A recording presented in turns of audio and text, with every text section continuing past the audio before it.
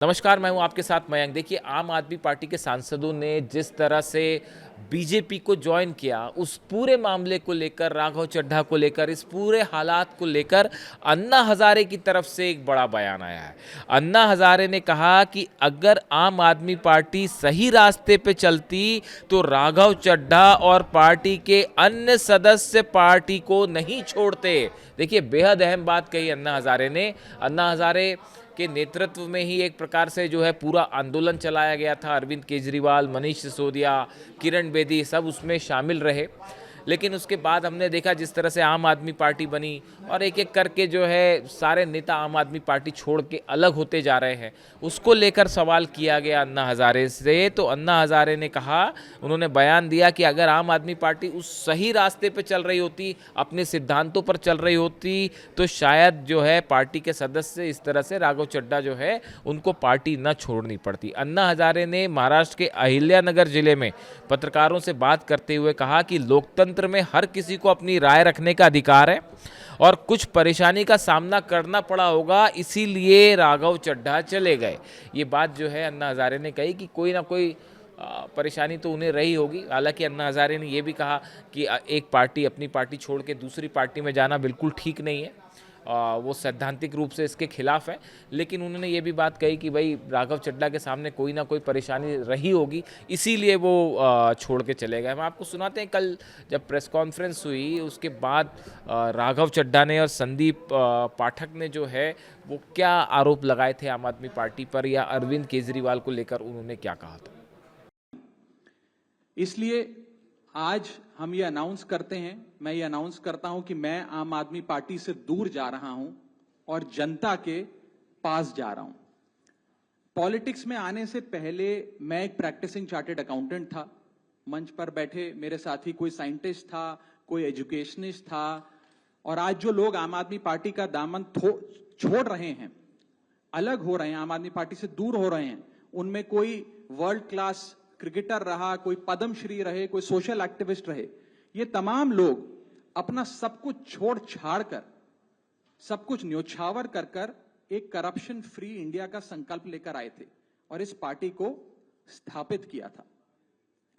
मैं इस पार्टी का फाउंडिंग मेंबर था। मुझसे बेहतर आम आदमी पार्टी को शायद ही कोई जानता होगा। हम सब ने मिलकर पूरी कमिटमेंट और डेडिकेशन के साथ इस पार्टी को दिल्ली में स्थापित किया, पंजाब में स्थापित किया और देश के अन्य राज्यों तक पहुंचाने का प्रयास किया।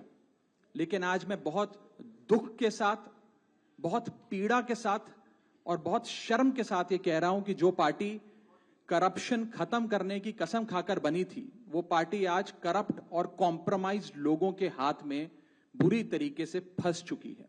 और इसीलिए हर वो देशभक्त आदमी जो भारत मां की सेवा करने के लिए आम आदमी पार्टी से जुड़ा था, पार्टी छोड़ चुका है या वो आम आदमी पार्टी छोड़ रहा है एक एक करके। मैं सरल भाषा में कहूं तो हम अपना करियर बनाने के लिए राजनीति में नहीं आए थे। हम लोग अपना करियर छोड़ के देश के लिए राजनीति में आए थे। और यदि देश के लिए काम इस पार्टी में नहीं हो पा रहा है, वो इसलिए क्योंकि अब आम आदमी पार्टी वो पुरानी वाली आम आदमी पार्टी नहीं रही।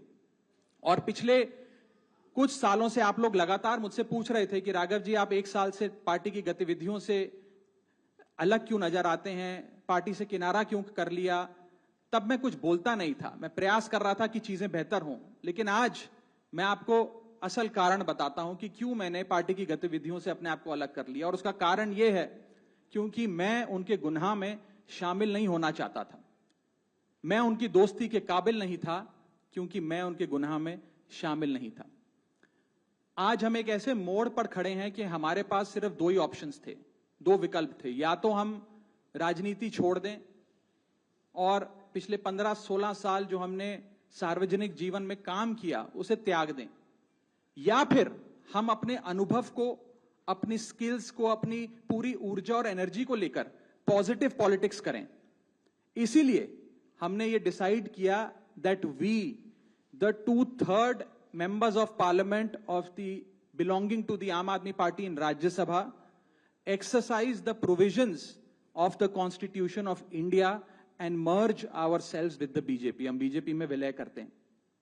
पिछले 12 सालों में भारतीय जनता पार्टी की केंद्र की सरकार, माननीय प्रधानमंत्री नरेंद्र मोदी जी के नेतृत्व में जो सरकार चल रही है, उसने कई मजबूत ऐसे फैसले लिए जो आज से पहले नेता फैसले लेने से शायद डरते थे।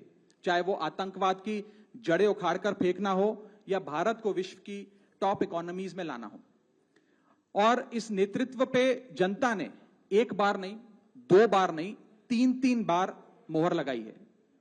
हम सब अपने आप को सौभाग्यशाली महसूस कर रहे हैं कि हम माननीय प्रधानमंत्री नरेंद्र मोदी जी की लीडरशिप में और गृह मंत्री अमित शाह जी की संकल्प शक्ति के साथ जुड़कर बिना रुके और बिना थके देश के लिए काम करेंगे।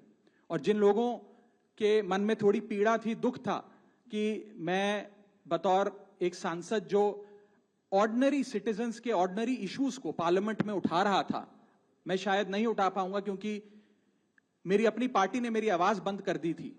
मैं उन्हें भी कहना चाहता हूं कि आप चिंता मत करिए, मैं उसी कमिटमेंट, उसी जोश और उसी एनर्जी के साथ आपके तमाम मुद्दे उठाता रहूंगा। जय हिंद।